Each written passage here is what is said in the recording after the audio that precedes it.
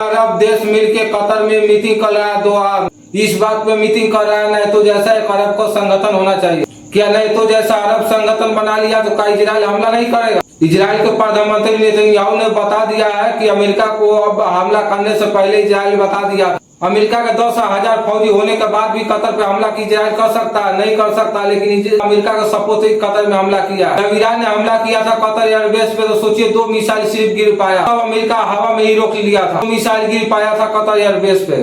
Israel तो फिर हवाई हमला किया था, क्या अमेरिका को पता नहीं होगा? बिल्कुल होगा। सबसे बड़ा डर तो अभी तुर्की को लग रहा है, इसको वजह से तुर्की पे लग रहा है कि खुलासा हुआ है इजराइल हमला करने से पहले कतर प्लानिंग कर रहा था, पहले तुर्की पर हमला किया जाए, लेकिन तुर्की पर हमला करना इजराइल के लिए इतना आसान नहीं था। अगर तुर्की पर हमला करता तो पूरा नहीं तो इजराइल के खिलाफ हो जाता, इसको वजह से तुर्की पर हमला नहीं किया इजराइल।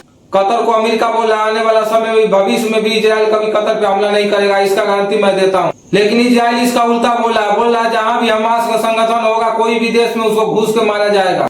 यूएन में इजराइल ऐसा बोला, पाकिस्तान में घुस के अमेरिका मारा था तो तहरीस नहीं है, जब हम हमास को मारा है तो तहरीस है। यूएन में इजराइल ये भी बोला सीरिया में हमला किया, इराक में हमला किया, अमेरिका हमला किया तो सही है, फ्रांस भी हमला दूसरे देश में करता वो सही है, इजराइल कर रहा तो गलत है। यूएन में साफ साफ इजराइल ऐसा बोल दिया आने वाला समय में कोई भी देश में अगर जो हमास होगा तो हर एक देश में उसको घुस के मारा जाएगा। यूएन में ऐसा इजराइल साफ बोल दिया कि कोई भी अगर जो हमास का संगठन होगा उसको घुस के मारा जाएगा। And when bin Laden was eliminated in Pakistan, the question asked was not why target a terrorist on foreign soil. No one asked that question.